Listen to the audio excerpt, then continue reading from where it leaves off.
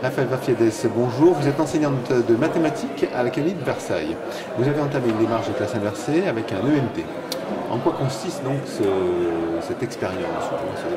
Alors je commence doucement. L'idée c'était de voir en quoi l'ENT pouvait me faciliter différentes tâches au niveau de la communication avec les élèves pour les amener à travailler de façon en effet en classe inversée.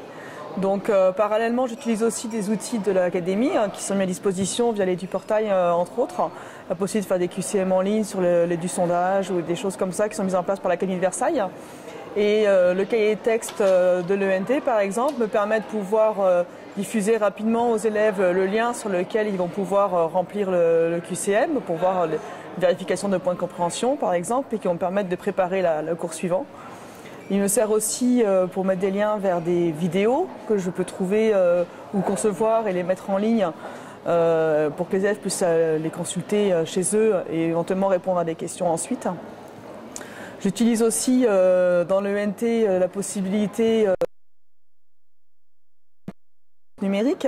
Donc quand un élève veut aller voir une vidéo sur le site TV, le site.tv par exemple, il est directement connecté, donc ça facilite la consultation pour les élèves de ces ressources-là et donc impulser un travail sans avoir des problèmes techniques ou pour trouver les ressources, elles sont à disposition dans l'ENT, donc ça facilite grandement la communication avec les élèves et lever en tout cas des blocages techniques qu'on pourrait avoir sinon.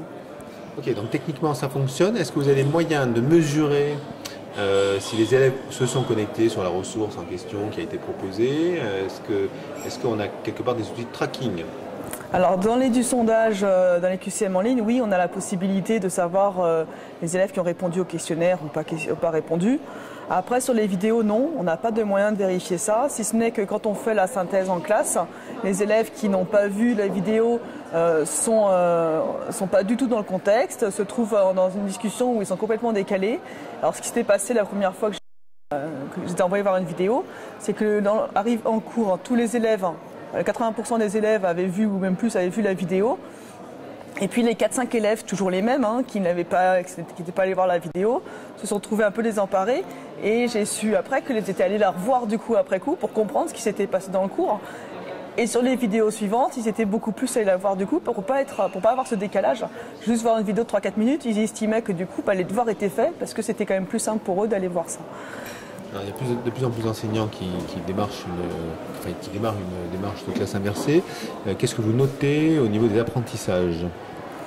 Moi, ça m'a permis, entre autres, sur un des chapitres où je l'avais tenté, où la vidéo leur avait permis de retenir l'essentiel. C'est-à-dire, c'était entre autres sur les identités remarquables. Ils connaissaient les identités remarquables, ils savaient pourquoi ça s'appelait comme ça, à quoi ça allait servir.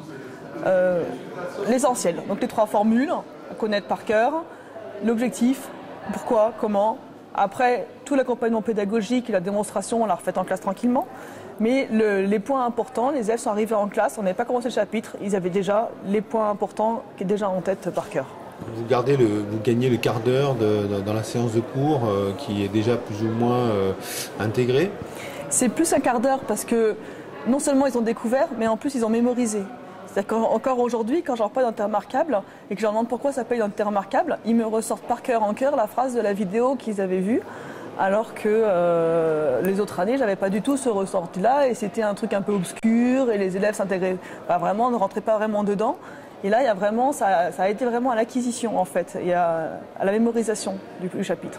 Alors, quel est le retour des élèves vis-à-vis de ça? Est-ce que les élèves sont interrogatifs par rapport à cette pratique ou est-ce qu'ils préfèrent? C'est quoi leur retour si vous en avez fait un?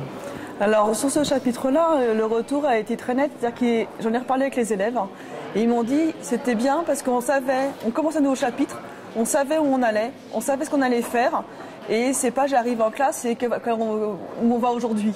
Et le fait de savoir où on va et d'avoir un petit peu un fil conducteur annoncé, ça les a bien aidés dans le déroulé de la séquence. Sans ENT, c'est plus difficile à mettre en œuvre. Rien que communiquer avec les élèves, donc c'est le cahier texte en ligne. Alors cahier texte en ligne hors ou dans l'ENT, ça marcherait. En l'occurrence, sur l'identité remarquable, la vidéo était dans le site.tv qui était aussi dans l'ENT. Donc si jamais j'avais pas eu l'ENT, il aurait fallu le mot de passe pour aller dans le cahier texte en ligne, il aurait fallu un mot de passe pour aller sur le site.tv. Ça aurait été compliqué. Je pense qu'une partie des élèves mis en œuvre et n'auraient pas consulté la vidéo. Alors que le fait que toi tout soit regroupé, ça a quand même bien facilité la tâche. Vous allez aller plus loin? J'aimerais bien. On est honnête journée, il y a beaucoup d'ateliers sur la classe inversée et sur la e-éducation. Et l'idée, c'est d'essayer de voir un petit peu ce qui se fait à côté. Il y a des Moodle qui sortent. Voilà, c'est les prémices. On essaye de voir tout ce qui peut se faire et j'espère qu'on va pouvoir développer tout ça. Moi, je trouve ça très intéressant pour les élèves. Et au niveau des apprentissages, en arrivant en classe, on ne va pas faire du cours magistral, on va faire du travail de groupe, ils vont échanger entre eux. Et ça change les pratiques et je trouve qu'on passe vraiment on parlait hier du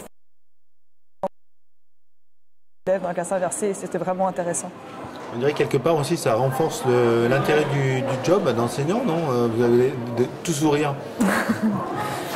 Oui, le cours magistral c'est bien, même le cours dialogué, on peut le rendre dynamique, actif et comme on veut, mais ça reste du frontal. Hein.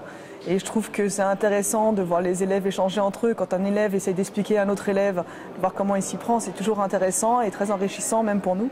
Et après, c'est pas forcément généralisable à toutes les séquences, à tous les chapitres.